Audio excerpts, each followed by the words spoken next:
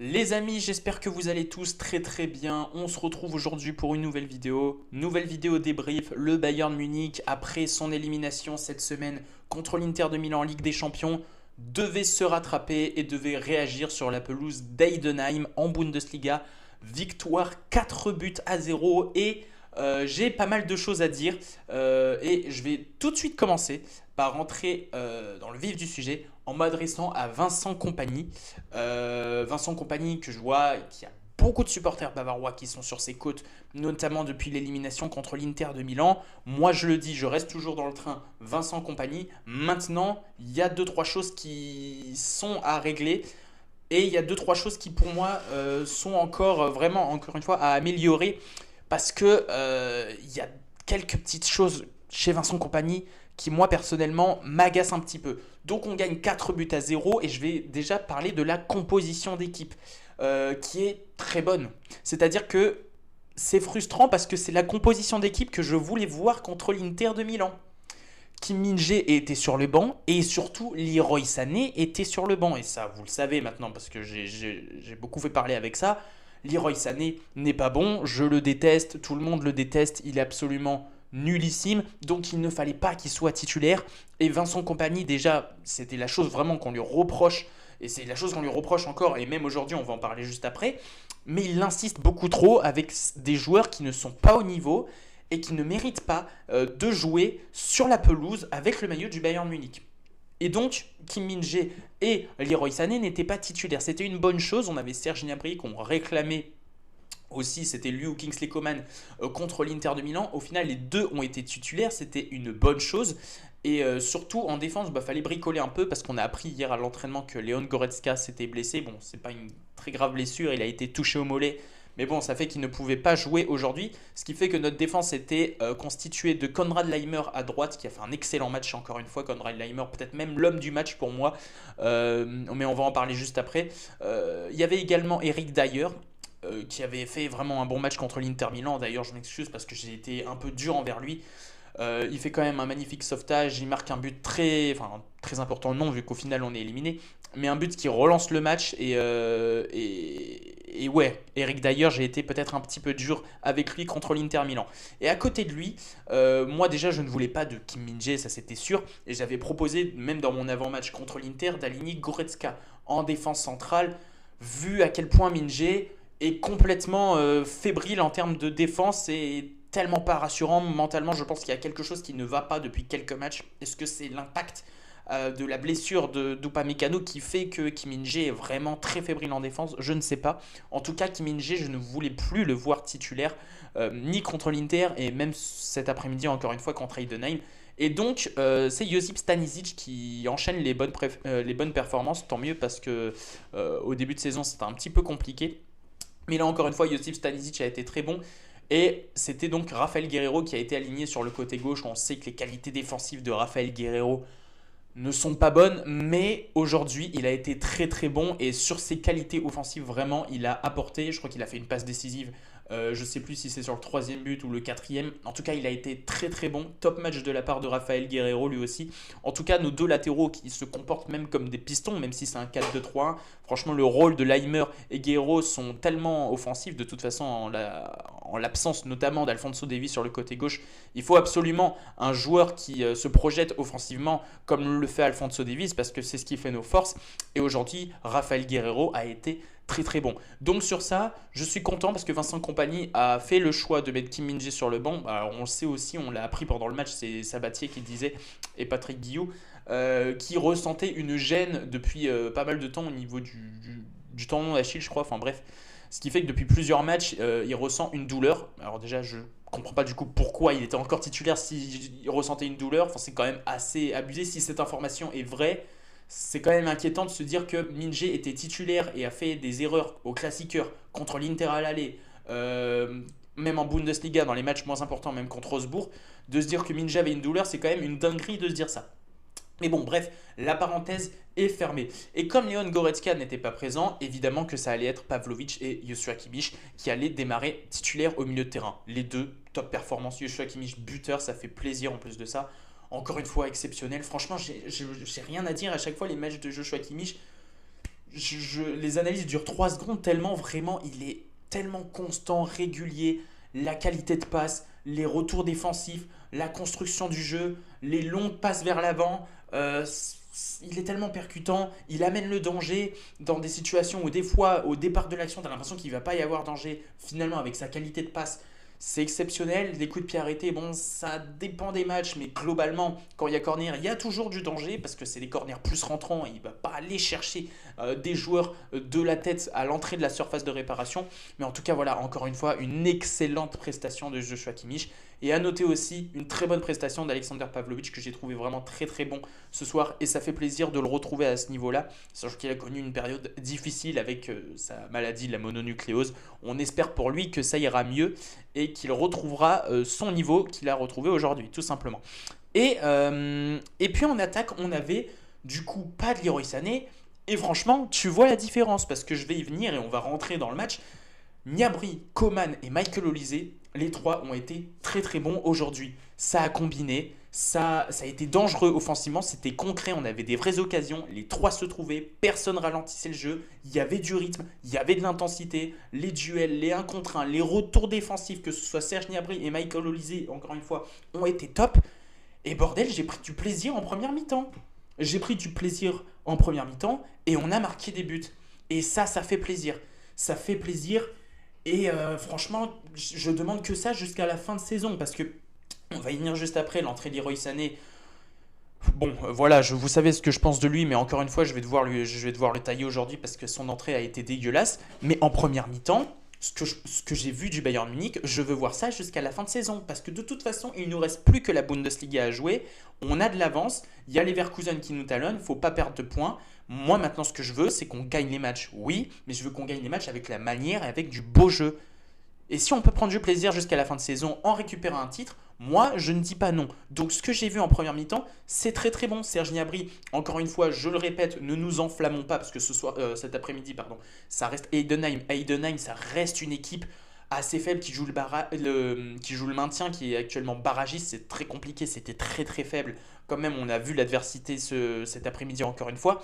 Mais quand même, on a revu ce Bayern Munich qui, offensivement, même quand elle mène au score, va continuer de pousser pour aller chercher des buts, aller chercher à tuer le match le plus rapidement possible. C'est ce qu'on avait en première mi-temps. Et ce que je disais, pardon, c'est Serge Gnabry. Ne nous enflammons pas, évidemment, c'était que Heidenheim, mais il est sur une bonne lancée. Ça fait 2-3 matchs entre son entrée contre Dortmund, son entrée contre l'Inter qui a apporté, qui a été l'auteur aussi de la passe décisive, je crois, si je dis pas de conneries, sur le but d'Eric Dyer mercredi dernier. Donc voilà, Serge Gnabry, en plus coupe afro, ça on kiffe. Ne te refais surtout pas les tresses, c'est tout ce que je demande. Mais bref, Serge Gnabry, ça fait plaisir de le revoir comme ça. Il faut qu'il continue sur cette lancée en espérant qu'il ne se blesse pas, parce qu'en général, c'est le problème de Serge Gnabry. C'est comme Kingsley Coman. D'ailleurs, Kingsley Coman aussi a été extraordinaire ce soir. Cet après-midi, pardon, j'ai du mal encore avec les matchs à 15h30. Il a encore été très bon, les retours défensifs et tout. Enfin voilà, c'est des joueurs qui proposent du jeu, qui ne cassent pas le rythme. Et franchement, j'ai adoré ce que j'ai vu en première mi-temps. C'est aussi simple que ça. Et cette composition, en tout cas cette ligne d'attaque là, je veux la voir jusqu'à la fin de la saison. Et je ne veux plus voir de Leroy Sané. Parce qu'on l'a vu en deuxième mi-temps, quand Leroy Sané est rentré, le match est devenu chiant. Le match est devenu chiant. Et c'est là où je vais revenir sur Vincent Kompany, sur le point qui m'agace, c'est que non seulement il insiste avec les joueurs qui ne sont pas bons, mais en plus il ne donne pas confiance aux joueurs. Aujourd'hui sur le banc, il y avait le jeune Karl qui est en train de tout casser avec la U17 du Bayern Munich. Il y avait un autre jeune aussi, j'ai oublié son nom, je suis désolé, vous m'excuserez pour ça, mais il y a un autre joueur qui était très attendu aussi, je crois que son nom est composé. Donc je ne me rappelle plus du nom, mais bref, lui aussi était très attendu. Il avait des dreads lui aussi, il y avait un gros plan sur lui juste avant le match sur beIN Sport. Enfin bref, il était très attendu aussi. Mais non, tu gagnes 4-0. Ce que tu proposes offensivement, c'est très très bon. Au lieu de ça, tu préfères rentrer un Leroy Sané qui, dès qu'il est rentré, a totalement niqué le rythme, qui n'a rien apporté. Tu fais rentrer Palhinha, je suis désolé, son entrée n'a rien apporté. En fait, les changements de Vincent Kompany n'ont rien apporté. C'était inutile. Ils n'ont rien apporté à part le fait que quand Leroy Sané est rentré, quand Palhinha est rentré, le match est devenu chiant. Et pire, Heidenheim a eu des occasions. Alors qu'en soi, on n'a même pas eu des rentrées sur le plan défensif. C'est uniquement sur le plan offensif qu'on a fait des entrées. Müller est rentré, Leroy Sané est rentré, comment il s'appelle Vidovic est rentré. Enfin, voilà. Mais offensivement, on n'a plus rien fait. C'est-à-dire qu'on s'est contenté du minimum. Donc Compagnie s'est contenté d'un 4-0. Alors un 4-0, c'est très très bien. Mais encore une fois, ce qu'on veut, c'est du jeu. Du début jusqu'à la fin. Moi, ce que je voulais voir en première mi-temps, je voulais voir jusqu'à la fin. Et quand Leroy Sané est rentré, c'était pas bon. Encore une fois, il n'a rien apporté. Et ça m'énerve. Et franchement, les jeunes comme Karl et tout qui se la butent avec les U17 qui essayent de tout faire pour rentrer dans le 11, rentrer chez les pros, avoir des minutes de jeu. Mais qu'est-ce que tu veux faire avec ça? Tu gagnes 4-0 à l'extérieur contre une équipe qui joue le maintien et tu fais même pas rentrer les jeunes. Mais tu m'étonnes qu'ils ont envie de se barrer en prêt. Les Aznou, les Matistel, les Kratsic qui a joué contre nous ce soir, les Paul Vanner, etc. etc. Et c'est pénible, c'est fatigant. Moi, c'est la seule chose que je reproche à Vincent Compagnie parce que dans le jeu, franchement, ce qu'on propose, et même depuis le début de la saison, je l'ai dit, même par rapport à Thomas Tuchel, c'est très très bon. Dans le jeu, ce qu'on voit, c'est bon, c'est plaisant. On a un jeu basé sur la possession. Le jeu vers l'avant, quand on a des joueurs qui combinent ensemble, ça peut faire très très mal. On sent aussi un petit peu la patte Guardiola vu qu'il a joué à Manchester City sous les ordres de Pep Guardiola. Voilà, dans le jeu, c'est très très bon et sur ça, je n'ai rien à lui reprocher. Même contre l'Inter Milan avec l'effectif qu'on avait, ce qu'on a proposé aller-retour, c'était très très bon. Mais sur ses choix, dans les compositions et sur les remplaçants, il insiste toujours avec les mêmes. Et moi, c'est le truc qui m'énerve. Ça me fait penser à Carlo Ancelotti avec le Real Madrid qui ne fait pas rentrer les Hendrick, les Arda Güler, etc. C'est pénible en fait, c'est fatigant. C'est fatigant parce que tu as des jeunes, je suis sûr qu'ils peuvent apporter plus que ce qu'apporte Leroy Sané à 30 piges. Alors que ça fait 5 ans qu'il est là et que le mec n'en branle pas une sur le terrain. Et ça me fatigue. Voilà. Moi, c'est l'analyse que j'ai à en tirer de ce match. Maintenant, sur les individualités en première mi-temps, j'ai trouvé que toute l'équipe a été bonne. Gros point positif, clean sheet de Jonas Jurbic, ça fait plaisir. Jonas Jurbic qui encore une fois a été très très bon ce soir sur le peu d'occasions que Heidenheim s'est créé, notamment sur la fin, quand Leroy Sané est rentré encore une fois. C'est fou parce que Leroy Sané, joueur offensif, on a vu l'impact défensivement bref, laissez tomber, c'est un délire.